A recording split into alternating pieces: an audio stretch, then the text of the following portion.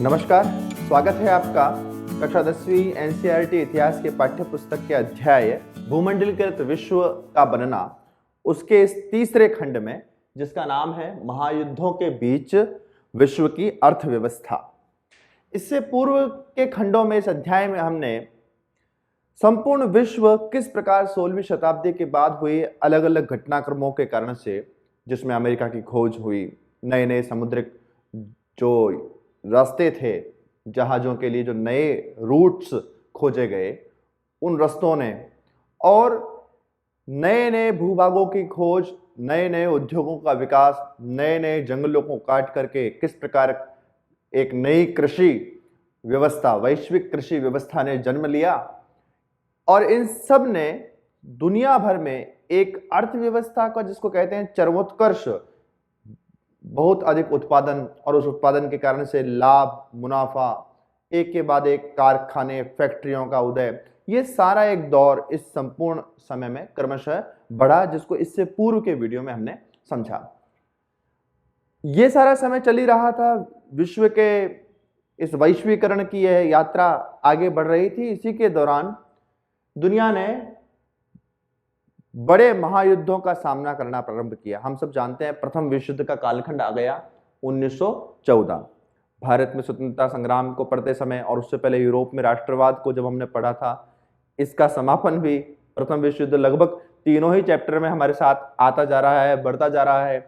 Europe में राष्ट्रवाद, आपको ध्यान है तो, जिन बाल्कन क्षेत्रों की बात हमने सबसे लास्ट में की थी, उन बाल्कन क्षेत्रों के ऊपर यूरोपियन शक्तियों ने जब अधिकार करने की चेष्टा की, तब प्रथम विश्व युद्ध एकदम खड़ा हो गया और संपूर्ण दुनिया उस विश्व युद्ध के आग में झोंक दी गई। तो इन विश्व युद्धों का, इस प्रथम विश्व युद्ध और उसके बाद में संपूर्ण दुनिया की ये जो अर्थव्यवस्था है, जो वर्ल्ड इकोनॉमी है, उसके ऊपर इन युद्धों ने क्या प्रभाव डाला, और इस युद्ध के बाद वापस दुनिया की अर्थव्यवस्था किस प्रकार संभली और आगे बढ़ी, ये हम इस अध्याय में देखने की कोशिश करेंगे। तो हम सब जानते हैं, पहला विश्व युद्ध जो हुआ वो अगस्त 1914 में प्रारंभ हुआ था, और यह विश्व युद्ध दुनिया के दो खेमों में, पूरी दुनिया दो ग्रुप्स में, दो टीमों में बट गई इस युद्ध से पूर्व। एक खेमा जिसको कहा गया मित्र राष्ट्र, और ये मित्र राष्ट्रों में ब्रिटेन, फ्रांस और रूस जैसी बड़ी यूरोपियन शक्तियां थी। वहीं दूसरा जो खेमा था, उसको धुरी राष्ट्र या फिर केंद्रीय शक्तियां, ऐसा उस गुट के लिए शब्द प्रयोग हुआ, धुरी राष्ट्र या केंद्रीय शक्तियां। इसके अंदर अधिकांश वो जो बाल्कन क्षेत्र, मैंने आपको, अगर आपने नहीं देखा है तो, यूरोप में राष्ट्रवाद वाला जो विषय हमने पढ़ा था, उसके अंदर जाकर आप उस मैप को वापस ध्यान से देखेंगे तो आपको ध्यान में आ जाएगी, ये जो एलाइड ग्रुप्स थे, ये जो केंद्रीय शक्तियां थी, धुरी शक्तियां थी, इसमें अधिकांश वो बाल्कन क्षेत्र के सारे देश आते थे, जिसमें जर्मनी, ऑस्ट्रिया, हंगरी, ऑटोमन तुर्क के बारे में भी आपने, भारत में खिलाफत मूवमेंट जब हुआ तब आपने सुना था ना, कि ऑटोमन तुर्की का राजा खलीफा, जिसको अंग्रेजों ने हराया और उसके अपमान का बदला भारत में खिलाफत मूवमेंट में हुआ था। मैं केवल लिंक कर रहा हूं, ये सारी चीजें आपस में कहीं ना कहीं इंटरलिंक्ड है, इसलिए आपको ध्यान आ जाए। इसलिए ये बाल्कन प्रदेश जो थे वही केंद्रीय शक्तियों में अधिकांश थे, ऑस्ट्रिया, हंगरी, ऑटोमन तुर्क। ठीक है, मित्र राष्ट्रों और केंद्रीय शक्तियों के बीच में, अर्थात मित्र राष्ट्रों का जो ग्रुप था, जो उनका गुट था, उस गुट में ब्रिटेन, फ्रांस और रूस जैसी बड़ी शक्तियां थी जो मिलकर लड़ रही थी, और केंद्रीय शक्तियों में जर्मनी, ऑस्ट्रिया, हंगरी, ऑटोमन तुर्क जैसे ऐसे छोटे छोटे देश थे। इन दोनों के बीच बहुत ही भयानक यह युद्ध, मानवता के विनाश का आधुनिक दृश्य, इससे खतरनाक दृश्य दुनिया ने इससे पूर्व नहीं देखा था। ऐसा एक बड़ा युद्ध प्रारंभ हो गया। कब हुआ यह युद्ध प्रारंभ? अगस्त 1914 में। तो अगस्त 1914 में जब यह युद्ध प्रारंभ हुआ, युद्ध प्रारंभ भी क्यों हुआ था, इस पर भी हम संक्षेप में चर्चा कर चुके हैं कि ये जो यूरोपियन शक्तियां थी बड़ी, ब्रिटेन, फ्रांस और रूस जैसी शक्तियां, इन्होंने ये जो बाल्कन प्रदेश के छोटे छोटे देश थे उसके ऊपर कब्जा करने का प्रयास प्रारंभ किया, और उस बाल्कन क्षेत्रों में यूरोपियन शक्तियों का जो इन्वॉल्वमेंट हुआ, उसी के तरीके से, उसी के रेस्पॉन्स के रूप में, प्रतिक्रिया के रूप में इस युद्ध ने जन्म लिया, और बाद में ये विश्व युद्ध का रूप इसने ले लिया। इस युद्ध कि जब प्रारंभ हुआ अगस्त 1914 में, तब दुनिया के लोगों को लगता था, अलग अलग शासन के अध्यक्ष को, कि कुछ ही समय में यह युद्ध समाप्त हो जाएगा लेकिन यह जो आकलन था यह गलत साबित हुआ और अगस्त 1914 से प्रारंभ हुआ यह युद्ध 4 वर्ष की अवधि तक खिंच गया। 4 वर्ष के लगभग यह युद्ध दुनिया में चलता रहा। लाखों लाख लोग इसमें मारे गए, जो घर बार से बेदखल हुए उसका तो कोई हिसाब ही नहीं। कुल मिलाकर मानवता का एक बहुत बड़ा नुकसान इस प्रथम विश्व युद्ध ने किया। ये जो प्रथम विश्व युद्ध था ये पहला आधुनिक औद्योगिक युद्ध था। इसको आप समझिए, प्रथम विश्व युद्ध जो था वो पहला आधुनिक औद्योगिक युद्ध था। हमारे प्रश्न पत्र में हमसे पूछा जा सकता है कि प्रथम विश्व युद्ध पहला आधुनिक औद्योगिक युद्ध था, इस बात से आप क्या समझते हैं? तो हम इसको स्पष्ट करते हैं। यह जो युद्ध था यह वास्तव में दुनिया के जो अग्रणी औद्योगिक राष्ट्र थे, ऐसे देश जिन्होंने इंडस्ट्रीज खड़ी थी, एक के बाद एक बड़ी इंडस्ट्रीज अपने यहां पर डेवलप की थी, उद्योगों के मामले में, तकनीक के मामले में जो शक्तिशाली ताकतवर युद्ध थे, ऐसे ताकतवर राष्ट्र थे, ऐसे राष्ट्रों के बीच यह प्रथम विश्व युद्ध लड़ा जा रहा था जिनके पास तकनीक की कोई कमी नहीं थी। इस युद्ध में पहली बार, इससे पहले के जो युद्ध हुए उसमें इतने बड़े स्तर पर नहीं हुआ, छोटा मोटा होता रहा, लेकिन इतने बड़े स्तर पर पहली बार मशीन गन, टैंकों, हवाई जहाजों, यहां तक कि रासायनिक हथियारों, जो रासायनिक हथियार हैं उनका भी पहली बार बड़े पैमाने पर, बहुत लार्ज स्केल पर इस प्रथम विश्व युद्ध में उपयोग किया गया। और वास्तव में ये जो सब चीजें थी, मशीन गन, टैंक, हवाई जहाज, रासायनिक हथियार, ये सब कहां निर्मित हुए थे? ये सब बड़े बड़े उद्योगों की ही देन थी। ये सब औद्योगिक उत्पाद थे, इंडस्ट्रियल प्रोडक्ट ही थे, और बड़े कारखानों में ही इन सब हथियारों का और युद्ध में काम आने वाली युद्धक सामग्रियों का निर्माण किया गया, उत्पादन किया गया। बिना बड़े उद्योगों के इन विध्वंसक हथियारों का और उपकरणों का निर्माण की कोई कल्पना भी नहीं कर सकता था। और अगर ये विध्वंसक हथियार इस प्रथम विश्व युद्ध में नहीं होते तो शायद इतना बड़ा विनाश भी इस प्रथम विश्व युद्ध में नहीं होता। तो कुल मिलाकर जो हम बात कर रहे हैं कि पहला विश्व युद्ध पहला आधुनिक औद्योगिक युद्ध था, उसमें यह बात हमको स्पष्ट समझ लेनी चाहिए कि जो मशीन गन, टैंक, हवाई जहाजों और रासायनिक हथियारों का बहुत बड़े स्तर पर इसमें उपयोग हुआ प्रथम विश्व युद्ध में, और ये सब विशाल उद्योगों की देन थे। यानी कि बड़े उद्योग अगर इन राष्ट्रों के अंदर विकसित नहीं होते, इतनी बड़ी मशीनीकृत व्यवस्था इनके पास नहीं होती, तो शायद ये इतने विध्वंसक चीजें निर्माण नहीं कर पाते और दुनिया को ये मानवता का इतना बड़ा नुकसान झेलना नहीं पड़ता। तो इससे स्पष्ट होता है कि ये एक औद्योगिक युद्ध था। इसके साथ ही इस युद्ध के लिए संपूर्ण दुनिया भर से असंख्य सैनिकों की जबरन भर्ती की गई। भारत के बारे में भी हमने पढ़ा, जबरन भर्ती की गई। तो ऐसे दुनिया भर में इन मित्र राष्ट्रों की जो यूरोपियन शक्तियां थी, ब्रिटेन, फ्रांस, रूस, इनके जहां जहां भी उपनिवेश इन्होंने विकसित किए थे, गुलाम देश जहां जहां बनाए थे, उन सब गुलाम देशों से जबरन भर्ती की गई। और वहां से भर्ती करने के बाद इन सैनिकों को रेलगाड़ियों में भरकर या जलपोतों पर, जो जलीय जहाज हैं, ऐसे जलपोतों के ऊपर बड़ी संख्या में भरकर दुनिया के एक हिस्से से उठाकर और युद्ध के मोर्चे जहां पर चल रहे थे उन युद्ध मोर्चों पर सैनिकों को ले जाया गया था। ये रेलगाड़ियां और जलपोत ये भी औद्योगिक उत्पाद ही थे। उद्योगों के कारण से ही ये यातायात और इन सब साधनों का विकास उस समय हो चुका था। तो ये सारी चीजें जो हैं वो हमको बताती है कि पहला विश्व युद्ध एक औद्योगिक युद्ध था। साथ ही साथ ये जो भीषण विनाश की लीला इस सारे युद्ध में हुई, जिसका एक आकलन आया है हमारी किताब में, 90 लाख से अधिक लोग इस प्रथम विश्व युद्ध में मारे गए और 2 करोड़ से अधिक घायल हुए इस विश्व युद्ध में। तो ये इतनी बड़ी जो विनाश की लीला इस प्रथम विश्व युद्ध ने दुनिया के ऊपर रची, ये बिना औद्योगिक शक्ति के संभव नहीं थी। औद्योगिक शक्ति के कारण से ही ये जो उद्योगों के अंदर निर्माण करने की ताकत यूरोपियन शक्तियों के हाथ में आई थी, उस औद्योगिक शक्ति के कारण ही ये पहला विश्व युद्ध इतना विनाशक, इतना विध्वंसक बन पाया। तो इन सब बिंदुओं के आधार पर हम यह स्पष्ट कर सकते हैं कि ये जो पहला युद्ध था यह आधुनिक औद्योगिक युद्ध था। क्यों था आधुनिक औद्योगिक युद्ध? क्योंकि दुनिया के प्रमुख औद्योगिक राष्ट्रों के बीच हो रहा था।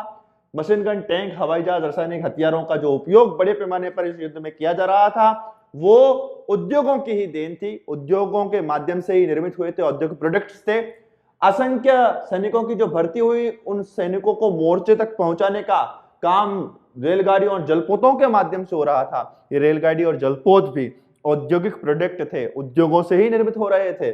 और इसने जो ये भीषण विनाश की लीला रची, ये जो इतना बड़ा विनाश हुआ, 90 लाख लोगों की मृत्यु किसको कहते हैं, ये एक बहुत बड़ा आंकड़ा है। 90 लाख लोग जो मारे गए, 2 करोड़ से अधिक घायल हुए। इतना बड़ा विनाश जो इस युद्ध ने किया वो औद्योगिक शक्ति के कारण ही, इस युद्ध के कारण से हो पाया। इसलिए हम कह सकते हैं, इन सब बिंदुओं के आधार पर हम कह सकते हैं कि प्रथम विश्व युद्ध जो था वो एक पहला आधुनिक औद्योगिक युद्ध था, इंडस्ट्रियल वॉर था एक, है ना।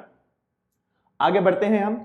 ये जो पहला विश्व युद्ध हुआ, इस विश्व युद्ध का जो कि हमारा टॉपिक भी है इस अध्याय का कि महायुद्धों के बीच अर्थव्यवस्था, दुनिया के आर्थिक जगत में, इकोनॉमी में, वर्ल्ड इकोनॉमी में इस प्रथम विश्व युद्ध का क्या प्रभाव देखने को मिला, इसके इंपैक्ट क्या हुए, what was the impact of first world war on world economy. हम कुछ बिंदुओं के माध्यम से उसको समझने की कोशिश करते हैं।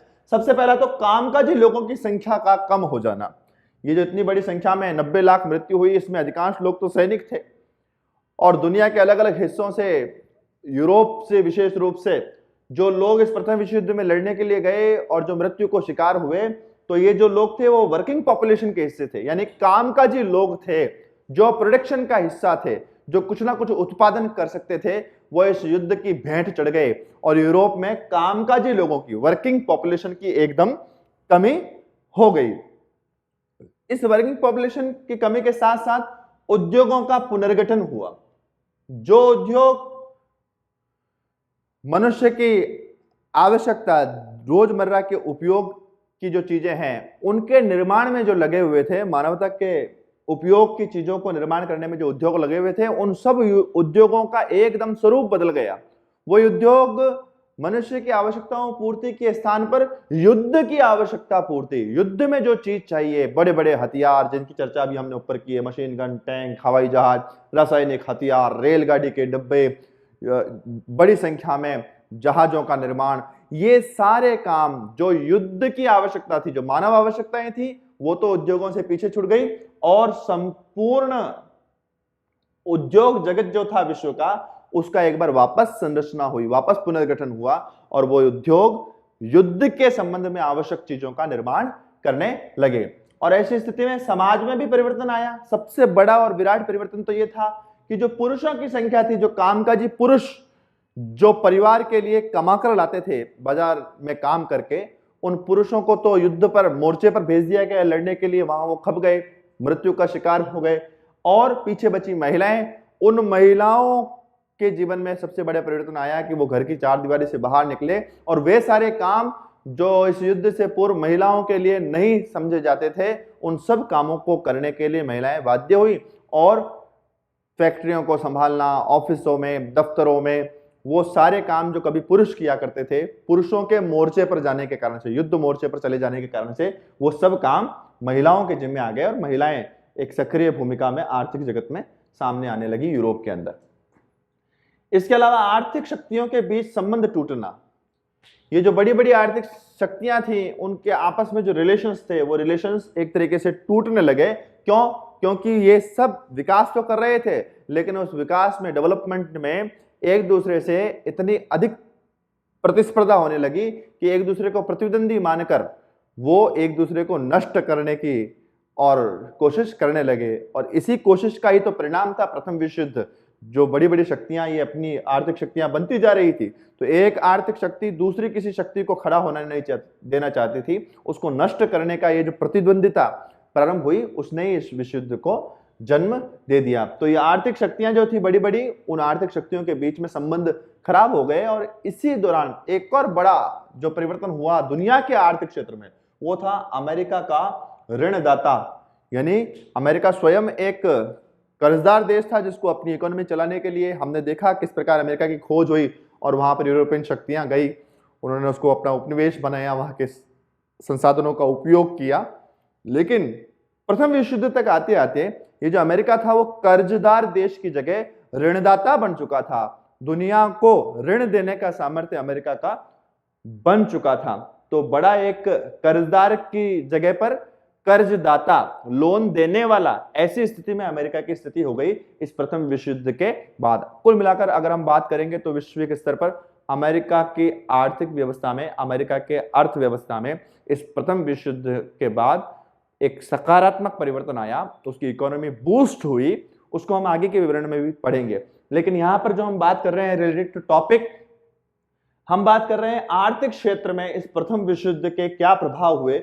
इनको हमने इस बिंदुओं के माध्यम से समझ लिया है। एक तो कामकाजी लोग अर्थात वर्किंग पॉपुलेशन, जो मेहनत करने वाली जवान जनसंख्या होती है, उसकी संख्या में कमी आ गई यूरोप के देशों में। उद्योगों का पुनर्गठन हुआ, जो मनुष्य की आवश्यकता पूर्ति में लगे हुए उद्योग थे वो युद्ध की आवश्यकता पूर्ति में उत्पादन करने लगे। समाज में परिवर्तन, पुरुषों का जो स्थान था, पुरुष तो चले गए युद्ध लड़ने के लिए, उनका स्थान महिलाओं ने ले लिया।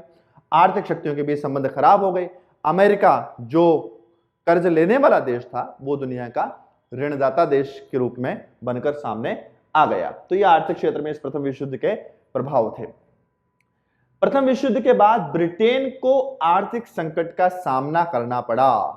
इसके कारणों पर हम कुछ बात करने वाले हैं। हम सब लोग जानते हैं ब्रिटेन उस समय, ये जो संपूर्ण प्रथम विश्व युद्ध चल रहा था, उसका जो एक खेमा था मित्र राष्ट्र, उस मित्र राष्ट्र में ब्रिटेन उसका नेतृत्व करने वाले देशों में से एक था।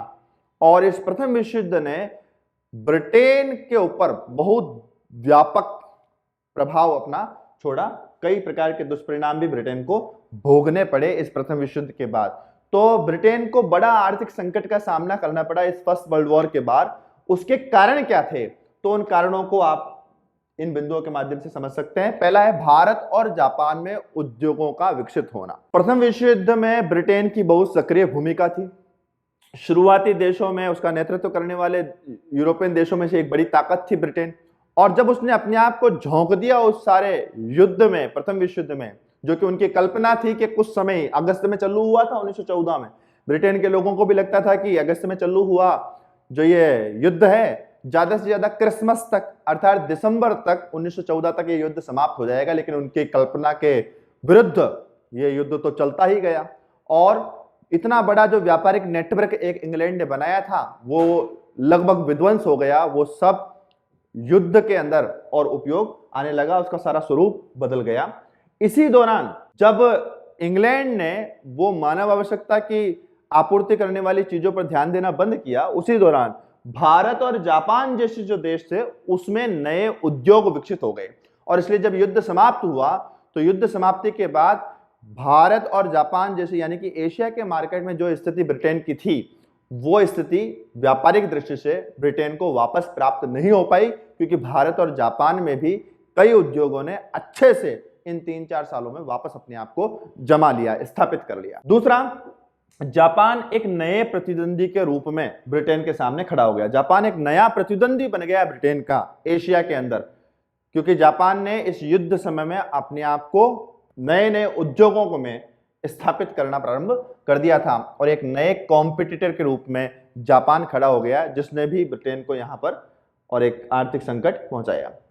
तीसरा बड़ी बात जो उस आर्थिक संकट का था, ब्रिटेन का जो आर्थिक संकट खड़ा हुआ फर्स्ट वर्ल्ड वॉर के बाद, उसमें तीसरा बड़ा कारण था भारी अमेरिकी कर्ज। जैसा कि आपने देखा अमेरिका एक बड़ा ऋणदाता बन गया था, तो उन ऋणदाता जिन देशों को कर्ज दिया अमेरिका में, उसमें से एक ब्रिटेन भी था, क्योंकि ब्रिटेन इतने सारे युद्धों में लगातार संलग्न रहा, लगातार 4 साल तक इतना बड़ा युद्ध उसने लड़ा और उसके कारण से उसको भारी कर्जे की आवश्यकता पड़ी, जिन कर्जों से वो अपनी अर्थव्यवस्था चला सकता था, इस युद्ध को आगे खींच सकता था। और वो कर्ज उसने कहां लिए?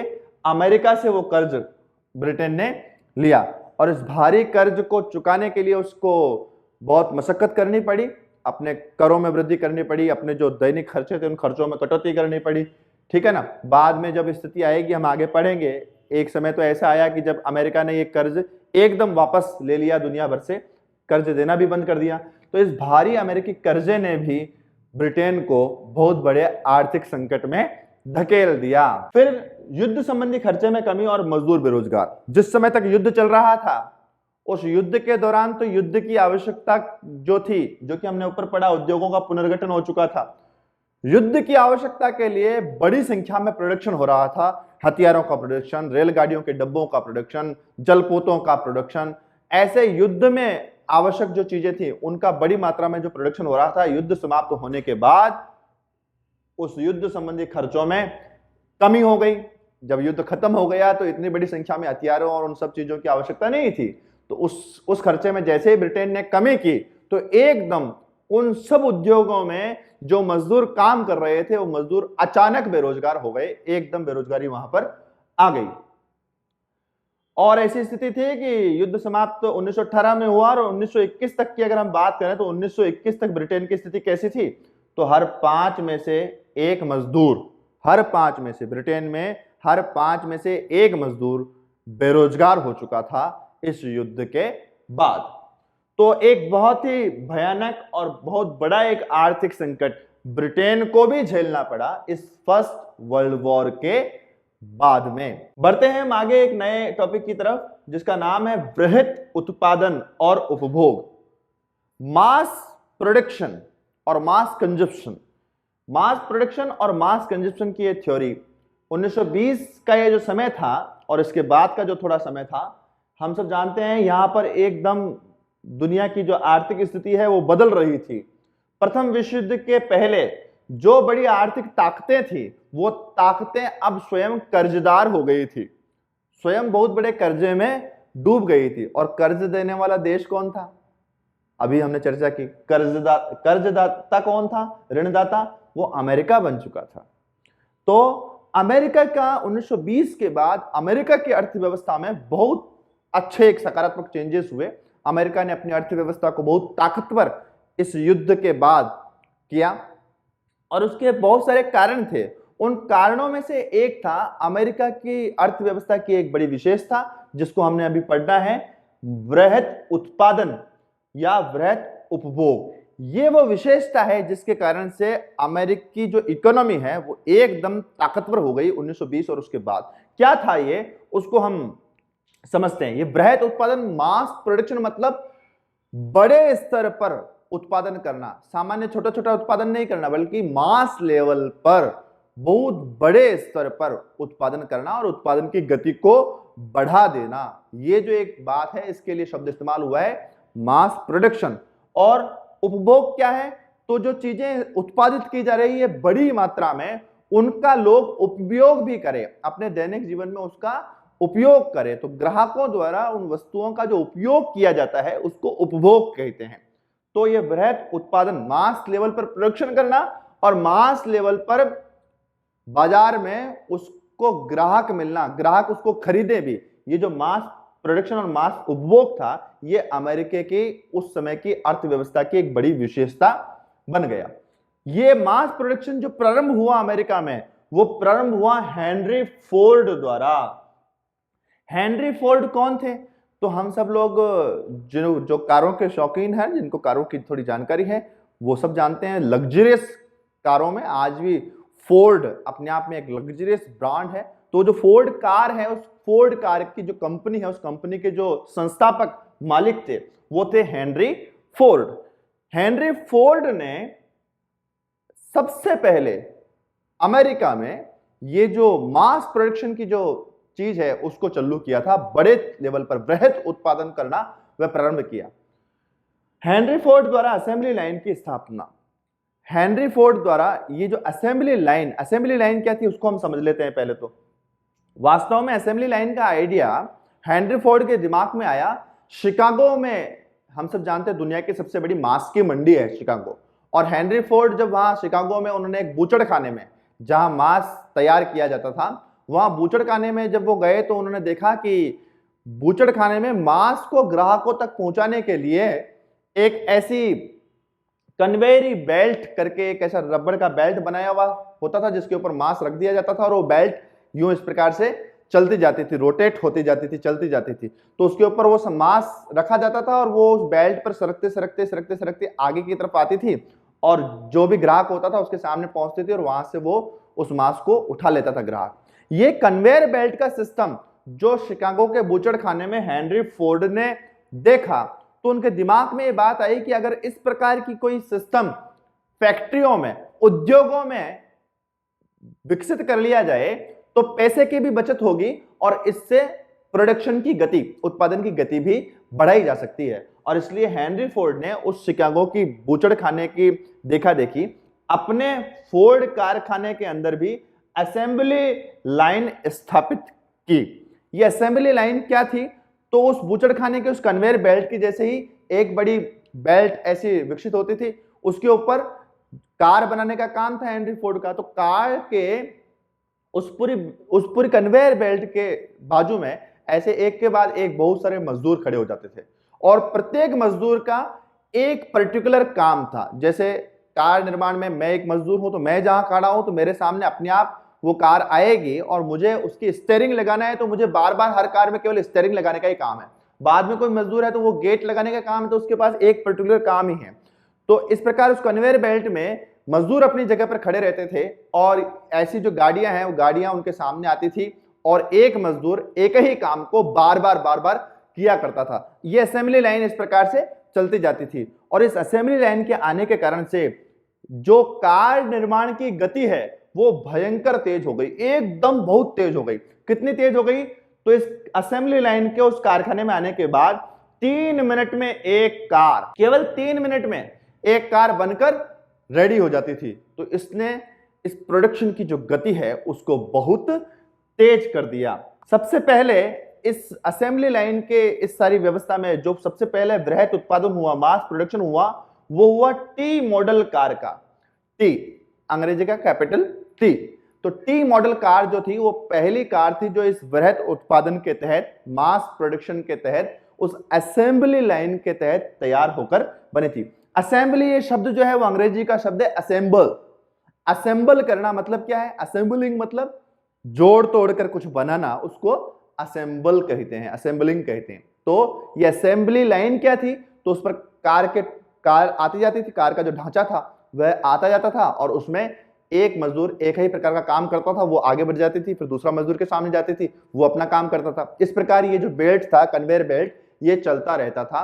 और इसमें एक फायदा यह भी था कि मजदूर आपस में बात करने का भी समय मजदूरों को नहीं मिलता था, क्योंकि उसकी जो गति थी वह गति मजदूर बदल नहीं सकते थे। जिस गति से कार सामने आ रही है उसको अपना काम कुछ सेकंडों में ही अपना काम पूरा करना होता था, फिर वह उसके सामने से आगे बढ़ जाती थी। तो इसने व्यापार की जो गति थी उसको एकदम बढ़ा दिया। लेकिन ये गति जो थी वह शुरुआती दिनों में मजदूरों के लिए सामान्य नहीं थी, यह बहुत असामान्य परिवर्तन हो गया था और इसके कारण से मजदूरों के स्वास्थ्य में भी गिरावट आने लगी। घंटों घंटों अपने जगह पर खड़े होकर वो एक तरीके से सुस्ता भी नहीं सकते थे, आलस्य, बातचीत करना, ये सब चीजें उनके हाथ से निकल गई और मजदूरों का स्वास्थ्य लगातार खराब होने लगा। ऐसी कष्टपूर्ण और ऐसे टाइट शेड्यूल में वो काम करने को राजी नहीं थे और बहुत सारे मजदूरों ने नौकरियां छोड़ दी। तो फिर हेनरी फोर्ड को मजबूर होकर उन मजदूरों को अपने काम पर रोकने के लिए उनका वेतन बढ़ाना पड़ा और हेनरी फोर्ड ने उनका वेतन एकदम दोगुना कर दिया। लगभग $5 पर डे इस प्रकार का वेतन मजदूरों का उस समय हेनरी फोर्ड ने अपने उसमें किया। और जब उसने अपना वेतन बढ़ाया तो स्वाभाविक बात थी, जब मजदूरों का वेतन एकदम बढ़ा दिया हेनरी फोर्ड ने, तो जो हेनरी फोर्ड का मुनाफा था, जो लाभ था, वह लाभ घट गया। उस मुनाफे की भरपाई करने के लिए फिर हेनरी फोर्ड ने क्या किया? हेनरी फोर्ड समय समय पर वो जो असेंबली लाइन की जो गति थी उस गति को वो बढ़ा देते थे। गति बढ़ने का मतलब जैसे ही गति बढ़ती थी तो मजदूरों को और तेजी से काम करना पड़ता था और तेजी से काम करना मतलब और बड़ी संख्या में कार बनकर मार्केट में आ जाती थी। और इस वृहत उत्पादन के तहत हेनरी फोर्ड ने उस मुनाफे में जो कमी हुई मजदूरों के वेतन बढ़ाने के कारण से, उसको बढ़ाने के लिए वो असेंबली लाइन की जो है गति को बार बार बढ़ा देते थे। इन सब कारणों से और अमेरिका के अंदर ये जो प्रोडक्शन है वो मास लेवल पर होने लगा। वृहत लेवल पर प्रोडक्शन का मतलब था मार्केट में बड़ी संख्या में अमेरिकी प्रोडक्ट पहुंचने लगे और उसका अमेरिकी अर्थव्यवस्था को लाभ भी होने लगा। आगे बढ़ते हैं, हम इसी कहानी को थोड़ा सा अलग टॉपिक के अंदर आगे बढ़ाते हैं कि हेनरी फोर्ड द्वारा अपनाई गई ये जो वृहत उत्पादन की पद्धति है, मास प्रोडक्शन, जिसके बारे में अभी हमने पढ़ा, ये मास प्रोडक्शन के अमेरिका पर क्या प्रभाव पड़े, इस मास प्रोडक्शन के अमेरिका पर इंपैक्ट क्या हुए, उसको जरा हम देखते हैं। सबसे पहली बात, इस वृहत उत्पादन के कारण से इंजीनियरिंग उत्पाद की लागत और उसके मूल्य में कमी आ गई। इंजीनियरिंग उत्पाद मतलब हमारे घर में बहुत सारे इंजीनियरिंग उत्पाद है। आज की तारीख में आप देखिए टीवी है, रेडियो है, वॉशिंग मशीन है, रेफ्रिजरेटर है, ऐसे जिनमें सब में इंजीनियरिंग की आवश्यकता होती है। ऐसे इंजीनियरिंग उत्पाद की लागत और उसके मूल्य में कमी आ गई। लागत इन द सेंस उसको बनाने की जो खर्च है, किसी भी प्रोडक्ट को निर्माण करने का जो खर्च है, उसमें जो लेबर लगती है उस लेबर कॉस्ट घट गई, क्योंकि वो सब चीजें असेंबली लाइन पर होने लगी। तो लेबर कॉस्ट के घटने के कारण से इंजीनियरिंग उत्पादों की लागत घट गई और मार्केट में उसकी जो प्राइस है वह प्राइस भी उन इंजीनियरिंग प्रोडक्ट्स की, इंजीनियरिंग उत्पादों की कम हो गई तो लोग उसको आसानी से खरीदने की स्थिति में थे। और साथ ही साथ ऊपर हमने जस्ट पहले पढ़ा, मजदूरों का वेतन भी बढ़ गया था। तो एक सामान्य मजदूर भी जो था वो उस मास प्रोडक्शन के कारण से, उसका वेतन बढ़ने के कारण से उसकी परचेजिंग पावर वह भी बढ़ गई थी और एक सामान्य मजदूर भी कार खरीदने जैसी स्थिति में अमेरिका में आ गया था। तो इंजीनियरिंग उत्पादों की लागत और मूल्य में कमी, उसके कारण से सामान्य मजदूर भी कार खरीदने की स्थिति में अमेरिका में आ गया। ये एक पहला परिवर्तन हुआ, पहला प्रभाव हुआ वृहत उत्पादन का अमेरिका पर। दूसरा, कार उत्पादन में बेतहाशा वृद्धि हो गई अमेरिका के अंदर। कार उत्पादन में वृद्धि कितनी हो गई तो इसको देख लीजिए आप। 1919 में 20 लाख कार प्रतिवर्ष बनती थी। 1919 प्रथम विश्व युद्ध के समाप्त होने का समय था, लगभग 1918 1919। तो 1919 में अगर हम बात करें तो अमेरिका में 20 लाख कार प्रतिवर्ष, एक साल में 20 लाख कारें बनती थी, जो कि इस असेंबली लाइन के होने के बाद 1927 तक आते आते एक साल में 50 लाख 50 लाख कार जो है पर ईयर एक साल में बनकर अमेरिका में तैयार होने लगी। यानी कार उत्पादन में ऐसी एक बहुत गति जो है बहुत तेज हो गई इस वृहत उत्पादन के आने के बाद, असेंबली लाइन के उपयोग के बाद, मास प्रोडक्शन के कारण से कार उत्पादन की गति तेज हो गई। दूसरी बात, अन्य घरेलू सामान की बिक्री में भी वृद्धि हुई। हायर परचेज व्यवस्था, इसको हम समझेंगे। हायर परचेज व्यवस्था क्या थी इसको हम समझते हैं। बिंदु क्या है? अन्य घरेलू सामान की बिक्री में भी वृद्धि। जो कार है, इंजीनियरिंग उत्पाद है, ऐसे जो सारी चीजें थी, घर में काम आने वाली जो सामान्य चीजें हैं, सामान्य आवश्यकताओं की चीजें हैं, उन सबकी बिक्री में भी वृद्धि हो गई। बिक्री में वृद्धि का कारण दो थे। एक तो बड़े संख्या में उत्पादन के कारण से उसकी प्राइसेस कम हो गई। दूसरा, मजदूरों का जो वेतन था वह वेतन मास प्रोडक्शन के कारण से बढ़ गया, उनके खरीदने की ताकत बढ़ गई। और जो खरीदने की ताकत नहीं भी थी तो अमेरिका में उस समय हायर परचेज व्यवस्था, ये नाम बहुत बड़ा है ना। परचेज मतलब क्या होता है? परचेज मतलब अंग्रेजी में परचेज शब्द है, उसका मतलब होता है खरीदने की जो ताकत है। तो हायर परचेज, ज्यादा से ज्यादा खरीदने की व्यवस्था, वो अमेरिका ने अपनी इकोनॉमी में डेवलप कर दी, जिसको कहा गया हायर परचेज व्यवस्था। इस व्यवस्था के अंतर्गत जो अमेरिकी लोग थे, अमेरिकी बड़े बैंकर्स थे और वहां की जो प्रशासन व्यवस्था थी, वो बैंकर स्वयं जो है वो जनता को लोन देते थे, उधार पैसा देते थे। और ये इंजीनियरिंग उत्पाद या दूसरे घरेलू सामान एक तरीके से उधार ली गई राशि पर वो खरीदते थे या फिर इंस्टॉलमेंट पर खरीदते थे। जैसे आज हम करते हैं ना, कोई भी मोबाइल या कोई भी गाड़ी खरीदने के लिए जाते हैं तो कैश पेमेंट देकर एक तो खरीद लेते हैं, तो कैश खरीदने में तो पैसा ज्यादा देना पड़ता है। लेकिन वहां पर ये जो हायर परचेज व्यवस्था की गई, ये इंस्टॉलमेंट वाली बात ही वहां पर विकसित की गई, जिसमें जो अमेरिकी लोग थे वो जाकर खरीदते थे अपने उत्पादन को और उसकी जो कुल राशि होती थी उसको साप्ताहिक, मासिक किस्तों में उस राशि का भुगतान कर देते थे। तो एक किस्तों में भुगतान की जो व्यवस्था है, इसी को वहां पर हायर परचेज व्यवस्था कहा गया। तो हायर परचेज व्यवस्था, एक साथ तो पैसा देना ही नहीं था और इसलिए अमेरिकी लोग ज्यादा से ज्यादा कंजप्शन करने लगे, ज्यादा से ज्यादा उपभोग करने लगे। ठीक है ना। तो वो जो हमारा टॉपिक था वृहत उत्पादन और वृहत उपभोग। तो वृहत उत्पादन को तो हेनरी फोर्ड के उस एक एग्जाम्पल से हमने समझा, जो कार सेक्टर का एग्जाम्पल था।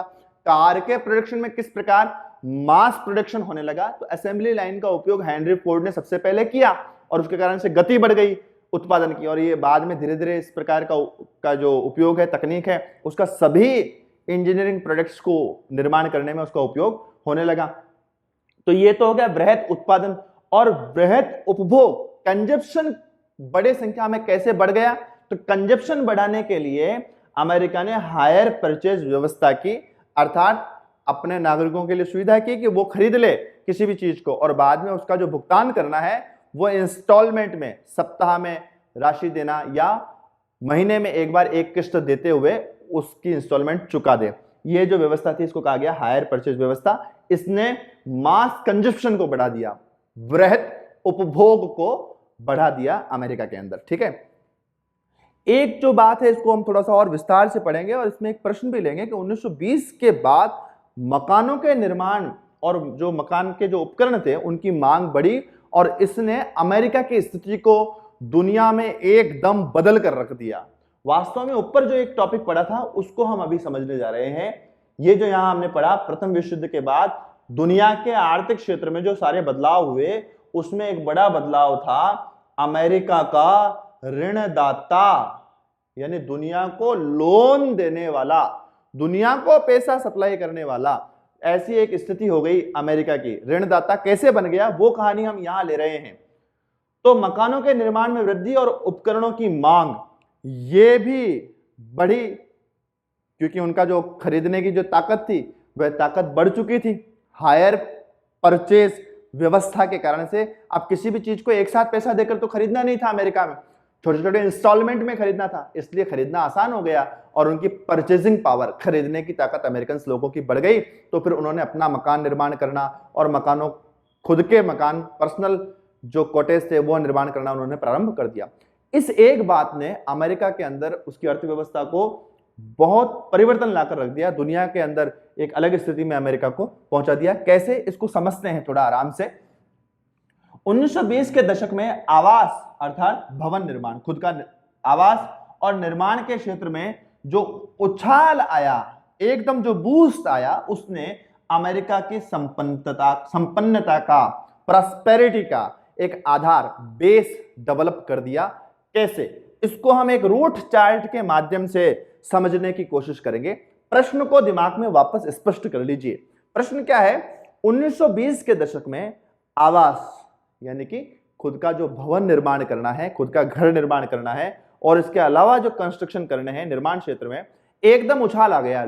अमेरिकी लोग बड़ी संख्या में अपने खुद के मकान बनाने में दिलचस्पी लेने लगे। नए नए मकान बनाने की और निर्माण करने की एक श्रृंखला वहां पर प्रारंभ हो गई।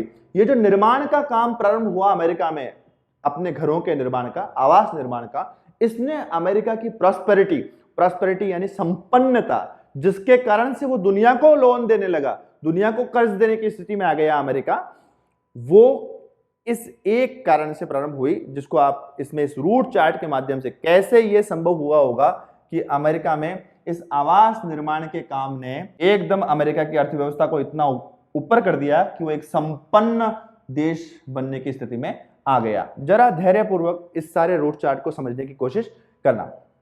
अमेरिका में 1920 और उसके आसपास के दशक समय में मकान निर्माण का काम वह प्रारंभ हुआ और मकान निर्माण और अपने घरेलू सामानों को खरीदने के लिए अमेरिकी जो बैंकर्स थे, अमेरिका के जो प्रशासन था, उस अमेरिकी बैंकर्स और प्रशासन ने उसमें निवेश किया। निवेश क्या होता है? इन्वेस्टमेंट होता है। तो जो हायर परचेज व्यवस्था अमेरिकी सरकार ने चालू की थी, अमेरिका के बैंकर्स ने चालू की थी, जिसमें वो एक बार में लोन देते थे और लोन देकर किस्तों में पैसा वापस चुकाना होता था। तो 1920 के दशक में मकान और घरेलू सामानों को खरीदने के लिए अमेरिकी बैंकर्स द्वारा उसमें इन्वेस्टमेंट किया गया। तो इस इन्वेस्टमेंट के तहत बड़ी संख्या में मकान और दूसरे सारी चीजें, मकान बन जाता तो मकान के अंदर की जो चीजें काम की होती थी, घरेलू उत्पाद जो होते थे, डोमेस्टिक प्रोडक्ट्स जो हैं, वो घरेलू उत्पाद खरीदने के लिए भी उन लोगों ने निवेश करना प्रारंभ किया। जब इस सेक्टर में एक बार इन्वेस्टमेंट किया अमेरिकी सरकार ने, उसके कारण से उसका रिजल्ट क्या निकला? उसके दो रिजल्ट निकले। एक तो रोजगार में वृद्धि और मांग में वृद्धि हो गई। रोजगार में वृद्धि कैसे हो गई? तो जब मकान निर्माण होता है तो एक मकान को निर्मित होने में बहुत सारे मजदूरों की आवश्यकता पड़ती है। मकान फैक्ट्रियों में निर्मित नहीं हो सकते, मकान निर्माण करने के लिए तो हाथ ही चाहिए, तो इसलिए मजदूरों की आवश्यकता बड़ी मात्रा में पड़ने लगी। तो मकान निर्माण के काम में जो इन्वेस्टमेंट हुआ उससे एक तो रोजगार बढ़ गया, बहुत सारे लोगों को रोजगार मिलने लगा। रोजगार के साथ साथ मांग में वृद्धि हो गई। जब हायर परचेज व्यवस्था के तहत आसानी से लोन मिल रहा है लोगों को, तो ज्यादा से ज्यादा लोग अपना मकान बनाने की बात करने लगे और ज्यादा से ज्यादा लोग अपने घरेलू जो उत्पाद है उसको खरीदने की स्थिति में आ गए। तो उस मांग में भी वृद्धि होगी, लोगों की इच्छा हुई कि हमको भी मकान चाहिए, हमको भी उसके अंदर अपना घरेलू सामान खरीदना है। उसके कारण से रोजगार में वृद्धि हुई साथ ही साथ मांग में वृद्धि भी हुई। किसके कारण से? मकान आवास निर्माण वाली जो बात हम कर रहे हैं, आवास निर्माण के क्षेत्र में उछाल के कारण से उसमें जब इन्वेस्टमेंट किया गया, निवेश किया गया, तो रोजगार और मांग दोनों में वृद्धि हुई। ये जब मांग में वृद्धि हुई तो उस मांग के साथ उपभोग में भी वृद्धि हुई, लोग खरीदने लगे ज्यादा से ज्यादा सामान जो मास प्रोडक्शन के रूप में बन रहा था। बड़ी संख्या में जो इंजीनियरिंग प्रोडक्ट्स अमेरिका में बनने लगे थे, मास प्रोडक्शन होने लगा था, उसको खरीदने की ताकत भी अमेरिकन लोगों की बढ़ गई इस एक इन्वेस्टमेंट से। हायर परचेजिंग के नाम पर जो इन्वेस्टमेंट किया गया उसने रोजगार और मांग में तो वृद्धि की ही की, साथ ही साथ लोगों के उपभोग में भी वृद्धि कर दी। लोग ज्यादा से ज्यादा ये चीजें खरीदने लगे। इस उपभोग के लिए और ज्यादा निवेश की आवश्यकता पड़ी। ये जो कंजप्शन लोगों को जब खरीदना था, लोगों को कोई चीज खरीदनी थी, तो उसके लिए और अधिक निवेश की आवश्यकता पड़ी। तो वो निवेश किया गया अमेरिकन बैंकर्स के द्वारा, उस उपभोग के लिए अलग से निवेश किया जाने लगा, इन्वेस्टमेंट किया जाने वाला। तो जब और अधिक निवेश उपभोग में किया गया तो और अधिक रोजगार और अधिक आमदनी, वही चक्र वापस चालू हो गया। मकान निर्माण में निवेश, निवेश से रोजगार मांग में वृद्धि, जब रोजगार और मांग में वृद्धि तो उपभोग में वृद्धि, उपभोग में वृद्धि करने के लिए उसमें भी निवेश कि लोग खरीद सके, इसके लिए भी उनको हायर परचेजिंग के तहत पैसा उधार दिया गया ताकि वो और अधिक खरीदने की स्थिति उनकी आए। तो जब और पैसा हाथ में आया उपभोक्ताओं के, ग्राहकों के, तो फिर उनके कारण से भी रोजगार और अधिक बढ़ा।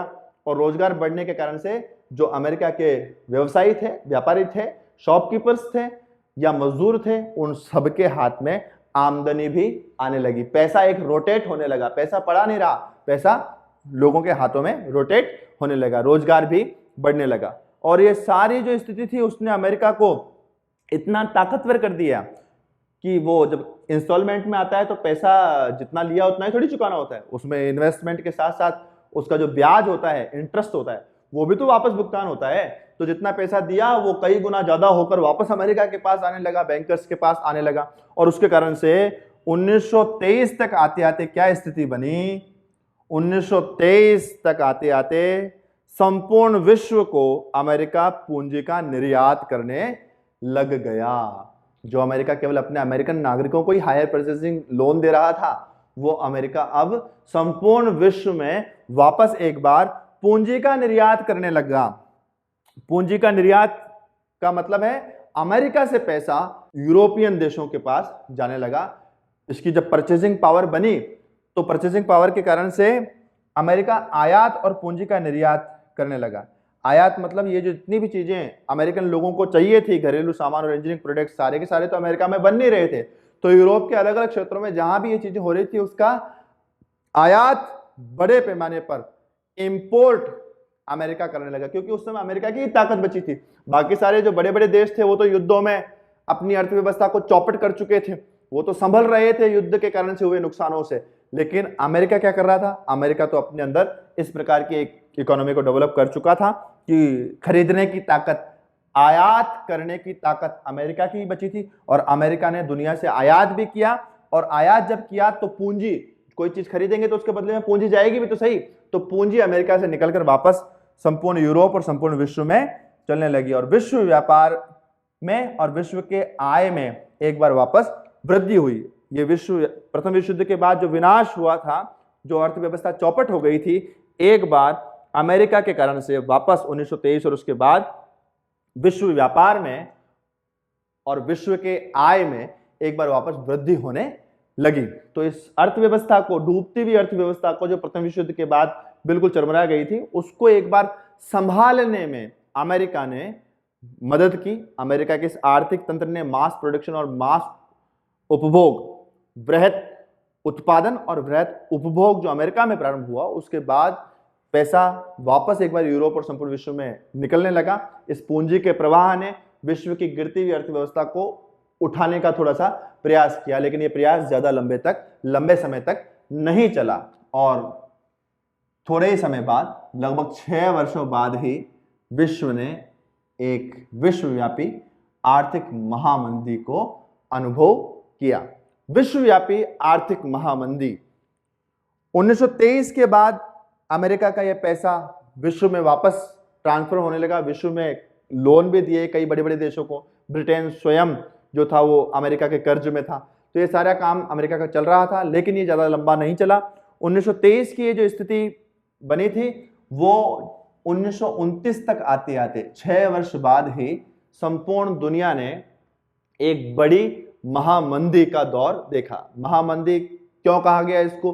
क्योंकि 1929 से लेकर लगभग 1934 तक का जो ये समय था, ये विश्वव्यापी महामंदी की स्थिति थी। इस महामंदी के दौरान विश्व में उत्पादन, प्रोडक्शन, रोजगार, एम्प्लॉयमेंट, आय, इनकम, व्यापार, बिजनेस, ये सारे जो सेक्टर थे, प्रोडक्शन घट गया, रोजगार घट गया, आय घट गई, व्यापार घट गए। तो दुनिया भर में एक इस प्रकार की स्थिति बनी कि सारा इकोनॉमिक सेक्टर जो है वो एक तरीके से कोलैप्स हो गया। फैक्ट्रियां बंद हो गई, रोजगार समाप्त हो गए, आय लोगों की गिरने लगी, व्यापार समाप्त हो गए। क्या कारण थे इस वैश्विक महामंदी के, उसको हम अगले टॉपिक में समझते हैं। इस विश्वव्यापी आर्थिक महामंदी के प्रमुख कारणों में पहला था अति उत्पादन। जिस मास प्रोडक्शन को हमने यहां पर देखा, ये कुछ समय तक तो अच्छा रहा, कुछ समय तक तो इसने दुनिया में बहुत पैसा जनरेट किया, पैसे का प्रवाह भी हुआ, लेकिन इस अति उत्पादन ने ही, इस अति उत्पादन के कारण से क्या हुआ? कृषि उत्पादों के मूल्य गिर गए और आय जो थी वह स्थिर हो गई। आय जो है वह स्थिर हो गई। विश्वव्यापी आर्थिक महामंदी के कारणों में पहला कारण है अति उत्पादन। ये जो अभी हमने पढ़ा, अमेरिका में जो मास प्रोडक्शन की बात प्रारंभ हुई थी, मास प्रोडक्शन ने कुछ समय तक तो प्रॉफिट जैसी स्थिति दिखाई, लेकिन महामंदी के आने के कारणों में भी बड़ा एक कारण था अति उत्पादन। विशेष रूप से कृषि क्षेत्र में हम इसको समझ सकते हैं। कृषि उत्पाद के मूल्य गिर गए। कृषि उत्पाद के मूल्य क्यों गिर गए? अति उत्पादन के कारण से गिर गए। क्या हुआ था, जब प्रथम विश्व युद्ध प्रारंभ हुआ यानी कि 1914 में, इससे पहले तक जो ये संपूर्ण बड़े बड़े देश थे, इन देशों की खाद्यान्न की आपूर्ति पूरा करने के लिए पूर्वी यूरोप के जो देश थे वहां पर खाद्यान्न उत्पादन होता था। लेकिन जब विश्व युद्ध चला और वो लंबा चल गया, तो जो खेती में प्रोडक्शन करने वाले देश थे वो तो युद्धों में संलग्न हो गए, और इसलिए अमेरिका और भारत की भी मैं बात कर सकता हूं, भारत और ऐसे जो क्षेत्र थे, उन सब क्षेत्रों में बड़ी मात्रा में गेहूं का उत्पादन किया जाने लगा, खाद्यान्नों का उत्पादन किया जाने लगा, और वो उत्पादन इतना बड़े लेवल पर किया जाने लगा ताकि संपूर्ण यूरोप का पेट उससे भरा जा सके। लेकिन जैसे ही युद्ध समाप्त हो गया, तो फिर यूरोप के मार्केट में ये जो पुराने देश थे जो युद्ध से पहले खाद्यान्न उत्पादन कर रहे थे, उनका भी खाद्यान्न मार्केट में आने लगा, और ये बड़ी मात्रा में उत्पादित किया गया खाद्यान्न भी यूरोप के मार्केट में था। तो इस प्रकार से एकदम बहुत बड़ी मात्रा में जब बाजार में खाद्यान्न की उपलब्धता हो गई, अर्थात कृषि उत्पाद बड़ी मात्रा में यूरोप के बाजार में आ गए, तो उनका मूल्य गिर गया। ये एक बड़ी बात है, ये इकोनॉमिक का एक नियम है, जिसका प्रोडक्शन ज्यादा हो जाता है उसकी कीमतें गिर जाती हैं, और ऐसी ही स्थिति हुई यूरोप के मार्केट में। कृषि उत्पादों की कीमतें गिर गई, और कृषि उत्पादों की कीमतें जब गिर गई तो किसान की जो आय थी वह आय भी लगातार गिरने लगी, क्योंकि उसने तो बड़ा उत्पादन किया था यूरोप की आवश्यकताओं को ध्यान कर, लेकिन वहां तो एकदम उल्टा हो गया, उसकी जो कीमतें थी वो गिर गई। तो वो जो आय उसकी लगातार गिर रही थी किसान की, उसकी इनकम जो लगातार कम हो रही थी, उस इनकम को स्थिर रखने के लिए किसान ने क्या किया? और अधिक प्रोडक्शन करना चालू कर दिया और बड़े मात्रा में उत्पादन करना प्रारंभ कर दिया। किसान ने सोचा कि जहां मैं 10 किलो गेहूं उगाता हूं, उसकी कीमत मान लो कम हो गई है, तो अब मैं कम कीमत का 20 किलो गेहूं उगा करके उस कीमत को, अपनी आय को और बराबर रख पाऊंगा। लेकिन ऐसा नहीं हुआ। तो आय को स्थिर रखने के लिए, अपनी इनकम को एक तरीके से फिक्स रखने के लिए, किसानों ने कृषि उत्पादन में वृद्धि कर दी, और बाजार में ये जो कृषि के उत्पाद थे, इस कृषि के उत्पादों की अधिकता हो गई। जितनी ज्यादा मात्रा में कृषि उत्पाद बाजार में आने लगे, उतने उसके दाम और गिर गए, उनकी रेटें और अधिक गिरती चली गई, और साथ ही साथ क्रेताओं का अभाव, जो खरीदने वाले लोग हैं कितना अनाज खरीदेंगे, कितने कृषि उत्पाद खरीदेंगे, क्योंकि उद्योग धंधे तो वैसे ही चौपट हो चुके थे। तो जो खरीदने वाले लोग हैं, वो खरीदने वाले क्रेताओं का अभाव भी मार्केट में हो गया, और इस कारण से बड़ी मात्रा में कृषि का उत्पादन होने लगा, अति उत्पादन।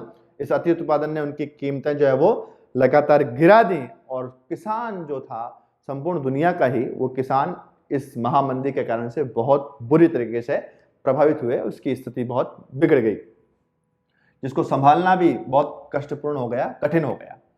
दूसरा बड़ा कारण था अमेरिका से ऋण न मिलना। अभी हमने एक कहानी पढ़ी यहाँ पर जस्ट पहले कि किस प्रकार 1920 के दशक के बाद अमेरिका की संपन्नता ने दुनिया को ऋण देना प्रारंभ कर दिया। अमेरिका ने इतना मास प्रोडक्शन और मास कंजप्शन, वृहत उत्पादन और वृहत उपभोग के कारण से अमेरिका इतना संपन्न हो गया कि दुनिया को उसने ऋण देना प्रारंभ किया। लेकिन 1929 तक आते आते अमेरिका ने भी सारी चीजों को ध्यान कर लिया, उसको भी लगा कि अब बहुत बड़ा डिप्रेशन आने वाला है, बहुत बड़ा महामंदी आने वाली है, और इसलिए अमेरिका ने अचानक पूरे यूरोप के मार्केट में, पूरे विश्व में जो लोन उसने देशों को दिए थे, उस लोन की उसने रिकवरी और तेज कर दी। बहुत तेज गति से उसने अपने द्वारा दिया गया जो पैसा था वो पैसा वापस लेना प्रारंभ कर दिया। और क्या स्थिति हुई देखिए आप, 1928 के प्रारंभ में पूरे यूरोप और विश्व के बाजार में अमेरिका द्वारा दिया गया जो ऋण था वो $1 अरब था। $1 अरब का ऋण, $1 अरब का उधार पैसा अमेरिका ने पूरे यूरोप को दिया हुआ था। और जब ये आर्थिक महामंदी प्रारंभ हुई तो उसने एकदम इस पैसे को वापस खींच लिया, क्योंकि उसको खुद को लगा कि ये पैसा तो हमारे पास होगा तो हम इस आर्थिक महामंदी से बच पाएंगे। तो उस ऋण के पैसे को उसने एकदम खींच लिया, और ऋण का पैसा वापस लेने के कारण से केवल 1 साल के अंदर अंदर ही 1928 के मध्य में उसने ये पैसा वापस लिया, और 1 साल के अंदर अंदर ही 1/4 यानी कि इस $1 अरब का 1/4 1/4 जो पार्ट है वही ऋण बचा। बाकी सारा पैसा 75% जो उधार था वो अमेरिका ने वापस ले लिया, और इस कारण से एकदम पैसे की कमी यूरोप और संपूर्ण विश्व के उन देशों में हो गई जिसने अमेरिका से कर्जा लिया था। और केवल ऋण वापस लिया ही नहीं, अमेरिका ने ऋण देना भी बंद कर दिया इस पूरे समय के अंदर। और ऋण देना जब बंद कर दिया तो जो देश अमेरिका के भरोसे थे उनकी भी आस जो है वह एकदम टूट गई, और वो अपने आप को आर्थिक दृष्टि से वापस खड़ा कर पाने के लिए और अधिक कठिन स्थिति में वो आ गए। अमेरिका की खुद की स्थिति कैसी थी, तो अमेरिका में भी जब दुनिया की स्थिति ऐसी थी, जो उनकी खरीदने की ताकत गिर रही थी, विश्व का उत्पादन कम हो गया था, रोजगार कम हो गया, आय कम हो गई, खरीदने की ताकत दुनिया की कम हो गई, तो ये जो मास प्रोडक्शन करके अमेरिका प्रोडक्शन कर रहा था, ये प्रोडक्शन केवल दिखाने के लिए थे, इसके खरीदार नहीं थे, तो उस प्रोडक्शन का मतलब क्या। तो दुनिया की खरीदने की ताकत जब कम हो गई तो एकदम उसका भी ये मास प्रोडक्शन जो है वो उसके लिए गले की एक हड्डी बन गई, जो जिसने उसके लिए एक बड़ी आफत को जन्म दे दिया। तो अमेरिका की खुद के अंदर भी बहुत सारी फैक्ट्रियां बंद हो गई। 1,10,000 कंपनियां 1933 तक आते आते, 1929 से लेकर 1933 तक आते आते अमेरिका के अंदर ही 1,10,000 कंपनियां जो है वह बर्बाद हो गई, कोलैप्स्ड हो गई। बैंक दिवालिया हो गए अमेरिका के, लगभग 4,000 बैंक 1933 तक आते आते, 1929 से लेकर 1933 तक आते आते 4,000 बैंकों पर ताले लग गए, बैंक भी कोलैप्स हो गए, बंद हो गए। जो बैंक इस हायर परचेजिंग के तहत अमेरिका और दुनिया को लोन दे रहे थे, जो ऋण दे रहे थे, वो बैंक ही बंद हो गए, दिवालिया हो गए, और इसके कारण से एक बहुत बड़ी और बहुत विकट आर्थिक स्थिति संपूर्ण दुनिया की खड़ी हो गई, जिसे कहा गया विश्वव्यापी आर्थिक महामंदी। इस आर्थिक महामंदी का भारत पर भी प्रभाव पड़ा, उसको भी हम समझ लेते हैं 2 बिंदुओं के माध्यम से।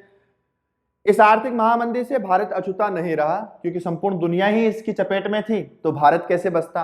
भारत के बारे में हम सब लोगों ने ध्यान किया होगा कि इस समय में भारत, औपनिवेशिक भारत जो था, औपनिवेशिक भारत क्योंकि ब्रिटेन का कब्जा था भारत के ऊपर, तो जो ये औपनिवेशिक भारत था वहां वो कृषि वस्तुओं का निर्यातक तथा तैयार माल का आयातक बन चुका था। इंग्लैंड ने हमारी स्थिति ये कर दी थी कि जो हमारे कृषि प्रोडक्ट थे जो खेती से उत्पन्न होते थे, ऐसे एग्रीकल्चर प्रोडक्ट, कृषि जो उत्पाद थे, उसका तो हमारे यहां से निर्यात होता था। ब्रिटेन और यूरोप के अंदर जो भी देश भारत से लेते थे, तो भारत से निर्यात किस चीज का होता था? कृषि उत्पादों का। और कृषि उत्पादों की तो स्थिति क्या थी? अति उत्पादन के कारण से उनकी कीमतें लगातार गिरने लगी थी, और इसलिए हमारा जो कृषि उत्पाद जो हमारे यहां से जाता था, वह बहुत जो है उसकी कीमतें गिर गई, किसानों को बहुत बड़ा नुकसान उसका चुकाना पड़ा। और तैयार माल जो विदेशों से यहां आता था, वो बहुत महंगा हो गया था, उसको खरीदने की स्थिति भी भारत की नहीं रही। साथ ही साथ 1928 से 1934 तक के मध्य में भारत का जो आयात और निर्यात है, दुनिया के अंदर जो हमारा माल बिकने के लिए जाता था और वहां से हम जो खरीदते थे, वो आयात और निर्यात, इंपोर्ट और एक्सपोर्ट भी आधा रह गया, एकदम 50% हो गया। हमारे यहाँ से जो गेहूं प्रोडक्शन होता था, उस गेहूं की कीमतें भी आधी हो गई, 50% गेहूं की कीमतें गिर गई। इस प्रकार इस आर्थिक महामंदी ने संपूर्ण विश्व को अपनी चपेट में ले लिया। आज के वीडियो में इतना ही। इस संपूर्ण अध्याय के इस भाग से संदर्भ में आपके कोई प्रश्न हो तो आप कमेंट्स बॉक्स में अवश्य लिखें। नोट्स प्राप्ति की जो प्रक्रिया है, किस तरीके से हमको नोट्स मिल सकते हैं, उस प्रक्रिया को जानने के लिए दिए गए व्हाट्सएप नंबर पर संपर्क करें। मिलते हैं अगले वीडियो में इस अध्याय के अगले भाग में, जिसमें हम युद्धोपरांत दुनिया की स्थितियां किस प्रकार बदली, इस आर्थिक महामंदी के बाद विश्व की स्थिति क्या थी, उसको हम अगले भाग में जानेंगे। तब तक के लिए नमस्कार।